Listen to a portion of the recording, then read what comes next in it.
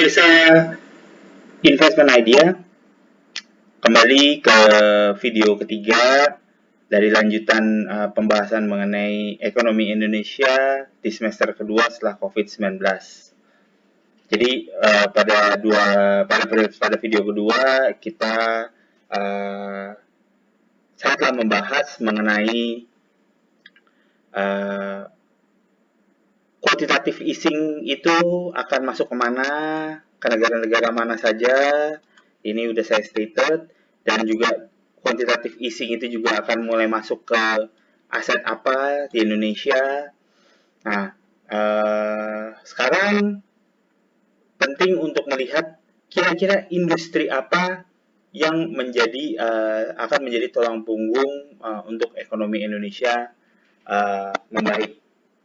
Nah, kalau biasanya kita mengukur industri apa, sebenarnya kalau di dalam pasar saham ada sebuah pakem, yakni pada saat terjadi krisis, industri yang tumbuh dan berkembang adalah industri consumer goods.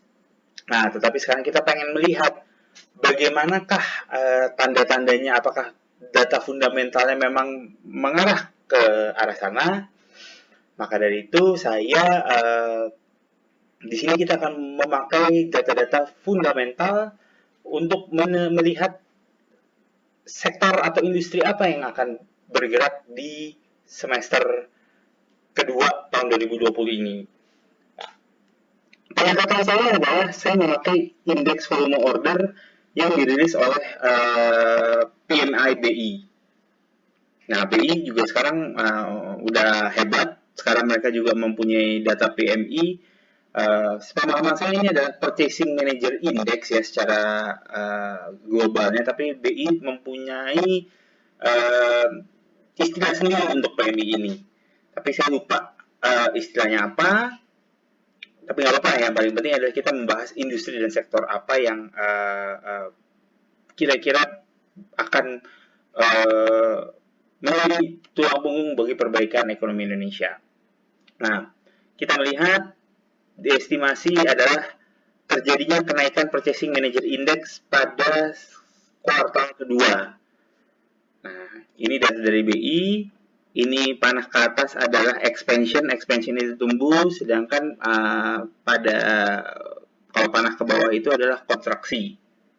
Nah, kalau kita cermati pergerakan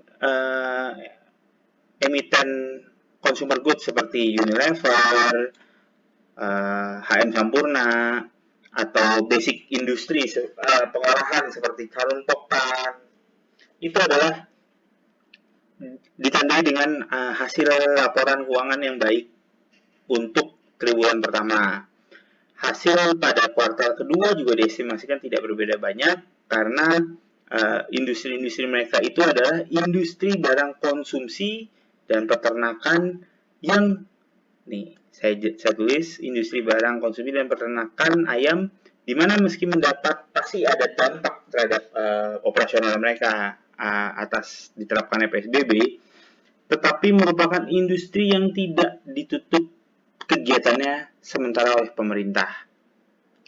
Jadi menurut data survei PMI BI pada kuartal kedua akan terdapat kenaikan indeks pesanan volume, manufaktur, dan kenaikan indeks penyimpanan barang sebesar 52,13%. Ini dia.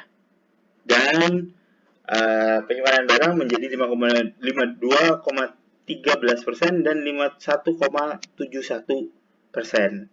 Nah, kalau kenaikan indeks volume manufaktur itu ada pada gambar yang sebelumnya. Ini dia, indeks volume order manufaktur. Oke. Kalau gambar di exhibit 10 ini adalah gambar inventory index. Jadi gini, saya mencoba mengukurnya memakai inventory index. Jadi kita ingin melihat persepsi, berarti kalau sebuah industri sudah mulai mereka menyewa sebuah gudang, berarti gudang itu kan akan ditempatkan barang-barang hasil produksi. Nah, apabila mereka yakin untuk mulai menaruh barang produksi di suatu gudang atau warehouse, yaitu di inventory index, atau mereka sudah mulai berani untuk membuat pencadangan inventory, berarti ada optimisan di para pelaku industri bahwa pandemi atau krisis ini akan segera berakhir. Jadi begitu pola pikirnya, begitu pemikirannya, logikanya yang kira-kira pemirsa bisa ketahui. Jadi simpel. Jadi kita bukan di perhitungan fundamental ini awalannya kita tidak belajar menghitung bagaimana cara memvaluasi saham. Itu nanti akan ada porsinya. Tapi di sini saya pengen mencoba mengajak pemirsa untuk mencoba mengikuti logikanya aja. Ya, yaitu contohnya di sini adalah bila suatu industri sudah mulai melakukan inventory atau menaikkan inventorinya, berarti mereka itu sudah yakin bahwa pada kuartal-kuartal berikutnya permintaan akan kembali naik. Nah, itu menjadi benchmark saya. Oke, nah di sini saya sudah stated bahwa menurut data survei PMI BI pada kuartal kedua, yang tadi saya jelaskan terjadi kenaikan indeks pesanan volume manufaktur dan kenaikan indeks penyimpanan barang, juga terjadi kenaikan dari kontribusi dari subsektor, yaitu semen, besi, baja dasar, transportasi peralatan, dan mesin. Juga berikut ada produk kayu, kertas, dan percetakan. Nah, tambahan-tambahan dari saya yang tidak dibahas karena ini lebih banyak membahas industri manufaktur, saya memberikan pandangan bahwa ada tambahan industri yang akan mulai bergeliat adalah pasti sesudah consumer goods seperti Unilever, Indofood, dan teman-temannya. Industri kedua mengalami perbaikan adalah industri perbankan. Nah, jadi karena perbankan itu adalah sebagai motor penggerak perekonomian karena mereka yang memberikan kredit. Maka dari itu kalau di video-video saya sebelumnya saya menjelaskan bahwa sebuah gerakan cepat yang dilakukan oleh Ibu Sri Mulyani, di mana Ibu Sri Mulyani mengizinkan untuk adanya restrukturisasi perbankan atas kredit-kredit yang macet. Nah, jadi disinilah keyakinan saya bahwa sektor perbankan pun juga akan ikut menggeliat. Nah, sebelum kita membahas topik mengenai Donald Trump periode kedua, saya ingin menunjukkan gambar exhibit 11 terlebih dahulu. Nah, inilah yang tadi saya maksud gambar exhibit 11. Nih. Yaitu PMI subsectors, di mana di semester kedua mengalami kenaikan diestimasikan untuk food, beverages, and tobacco, tekstil, leather products, and footwear juga mengalami kenaikan. Kemudian chemicals dan rubber product sedikit sideways. Nah, di sini yang paling penting adalah semen dan non-metal liquid mineral product yang diestimasikan dia mengalami kenaikan selama semester kedua. Jadi ini teman-teman yang penting. Jadi kita melihat nih ini sebenarnya PMI Index ini lebih kayak indeks persepsi para purchasing manager di Indonesia. Kemudian ada baja dan baja dasar yang juga mengalami kenaikan signifikan di kuartal kedua. Transport equipment, machinery juga mengalami kenaikan signifikan, dan produk kayu dan other wood product serta paper printing mengalami kenaikan signifikan. Jadi di riset report saya ini sebenarnya ada satu sektor yang saya ragu mengalami kenaikan, yaitu adalah sektor properti. Makanya saya sama sekali tidak membahas mengenai sektor properti di sini.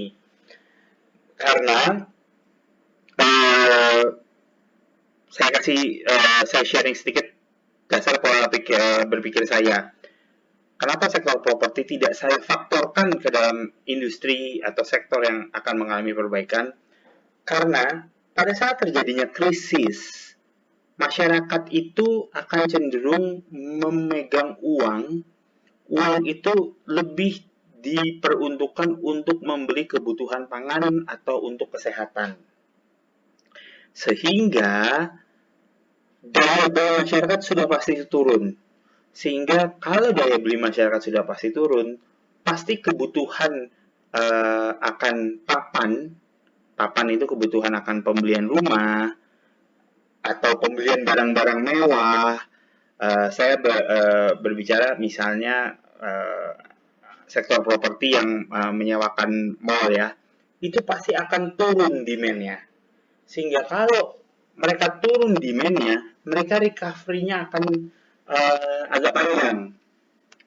Belum lagi seperti ada pada di video pertama, BI saya menjelaskan BI juga telah mengadakan pemotongan suku bunga, tetapi pemotongan suku bunga itu tidak berdampak langsung terhadap emiten properti, melainkan pemotongan suku bunga ternyata berdampak langsung, ternyata memerlukan transmisi sekitar 6 bulan kepada sektor industri properti pada umumnya untuk mengalami untuk mendapatkan dampak dari pemotongan suku bunga tersebut.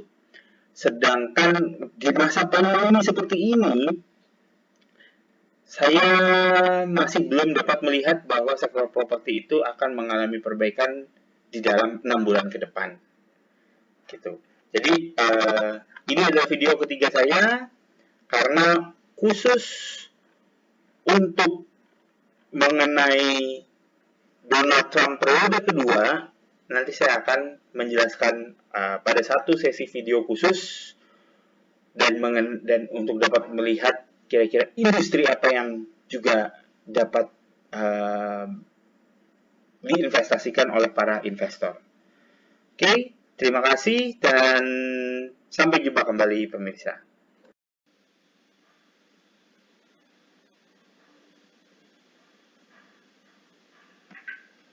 Ya, para pemirsa channel Lidi Investasi, nantikan episode keempat dari Ekonomi Indonesia di semester kedua setelah COVID-19 dengan episode khusus membahas alasan kenapa Donald Trump akan dapat menduduki kursi kepresidenannya untuk yang kedua kalinya. Nantikan video dari kami untuk episode keempat. Sampai jumpa.